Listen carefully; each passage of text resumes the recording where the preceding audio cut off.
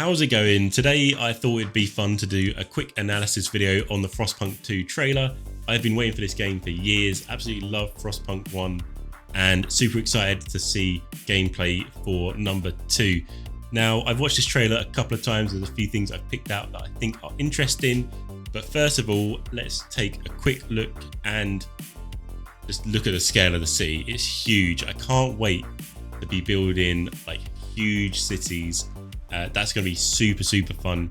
Some interesting things here. We've got different colored roofs for different buildings. So we've got red here, we've got blue, there's some yellow buildings down here. I feel like this is how we're going to denote what districts are what.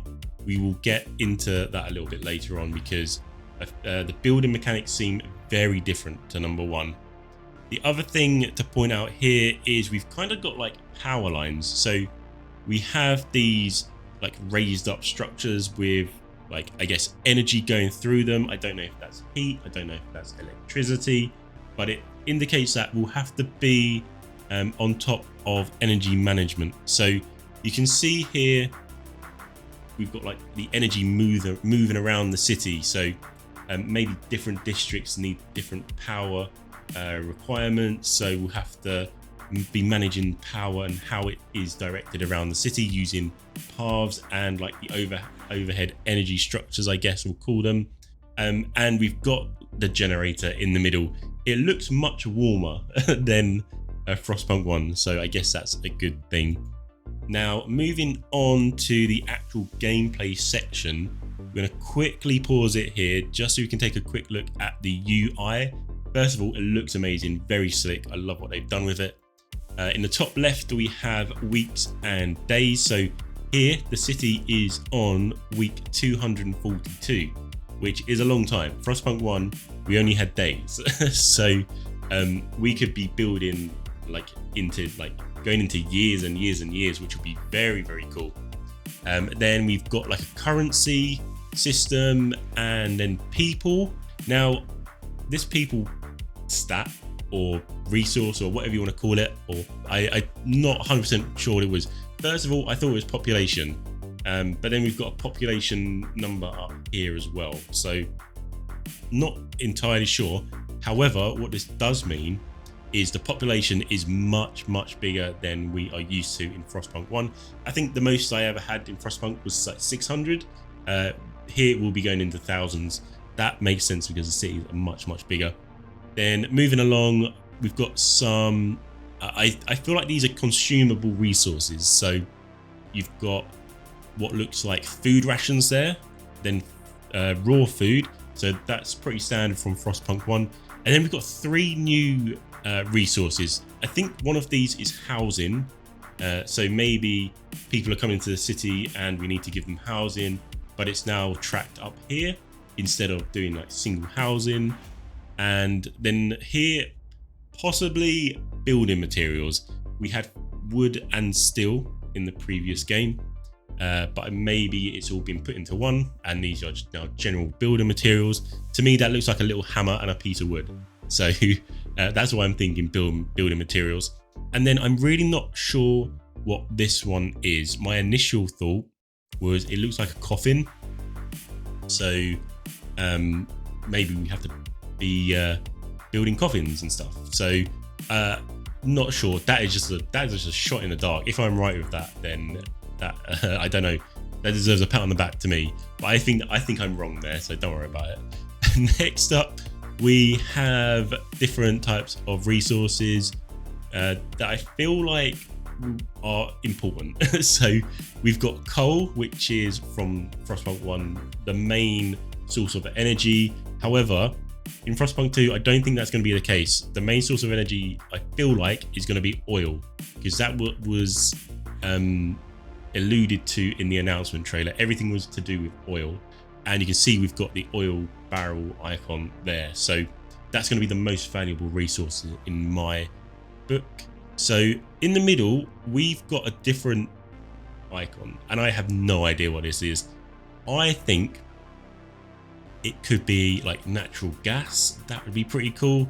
So you'd go from coal to natural gas to oil.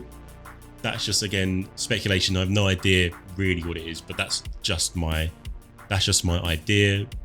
And then the last two, this one is kind of like two arrows, so it could be trading or like something to do with different settlements, how many resources they've got, and you can trade with them. It's a bit like we do on the Edge. That would be pretty cool.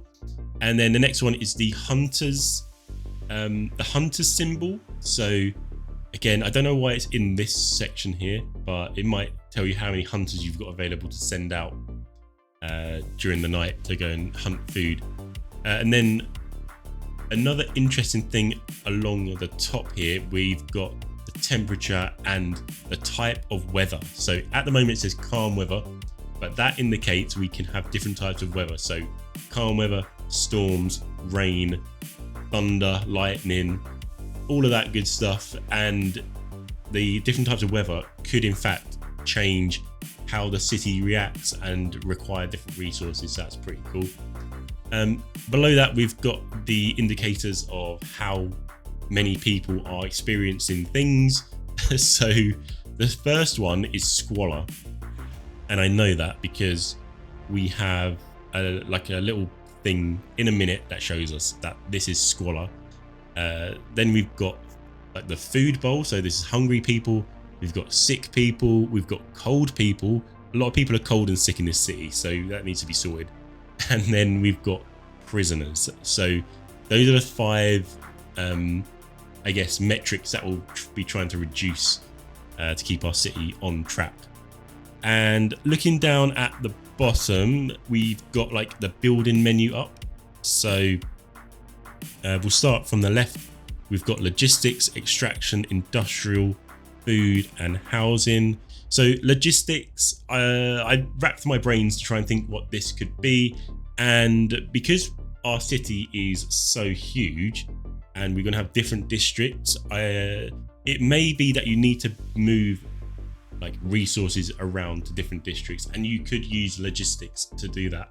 Again, that's just an idea, but it'd be very cool if that was the reason.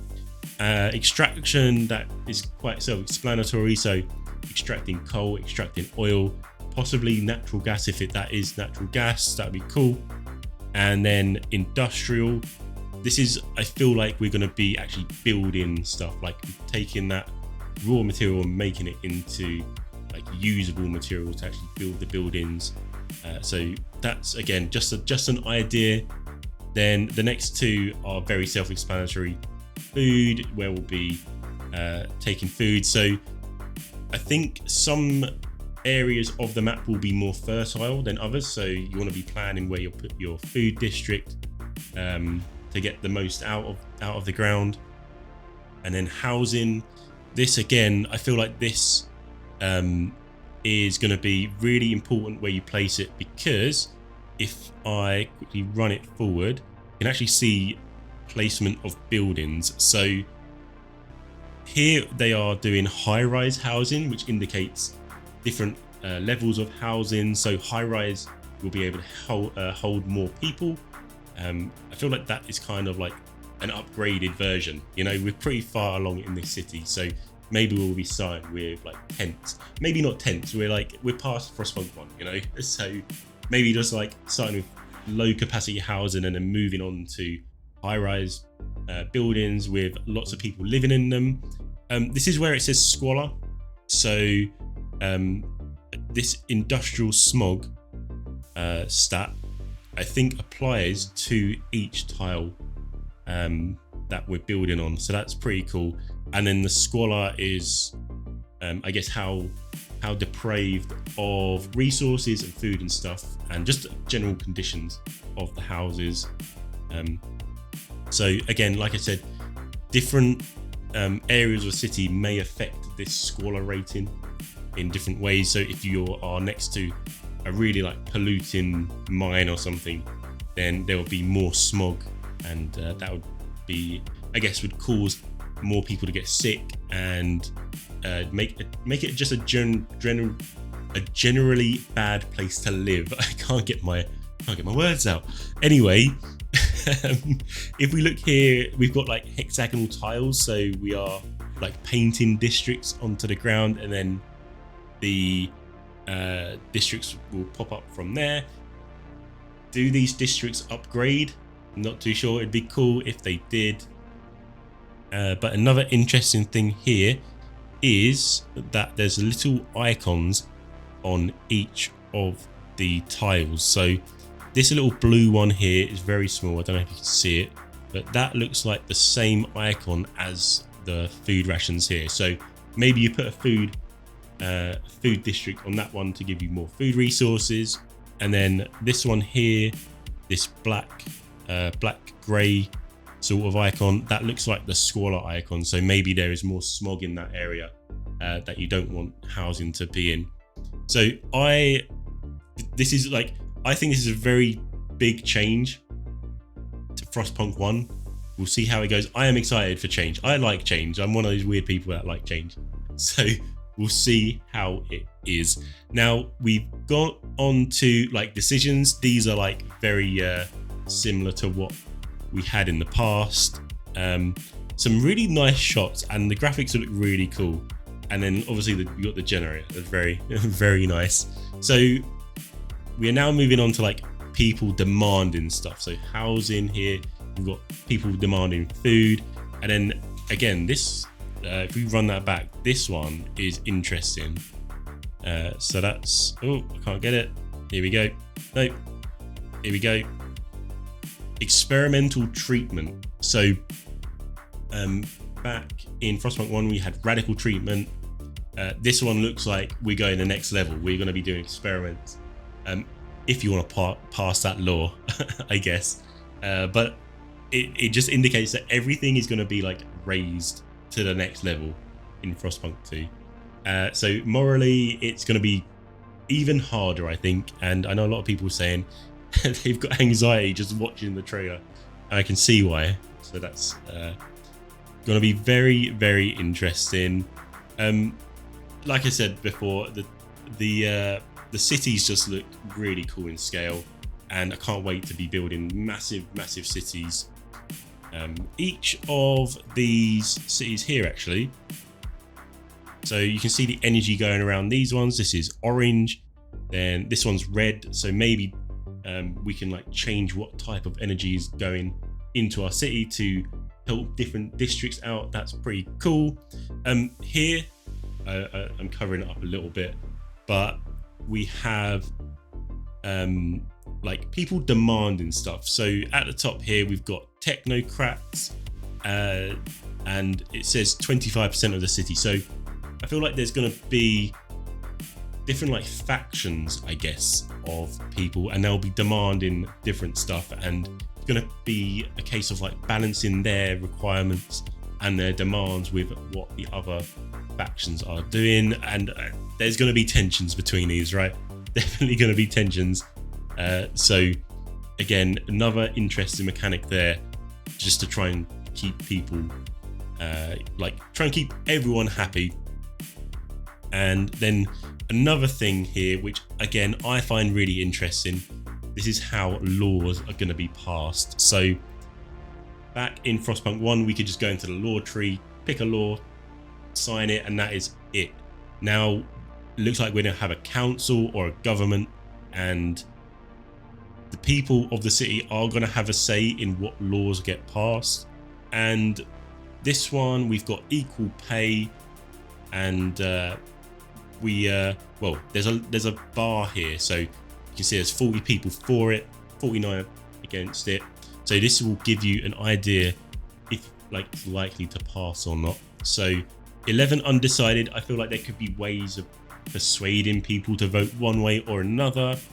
The laws, they may not even be proposed by you. So underneath me at the moment, we've got vote or negotiate. So I feel like that means you could put this up to a vote with these current stats, or negotiate, try and get better terms for the law, and that could change people from against signing the law to for signing the law.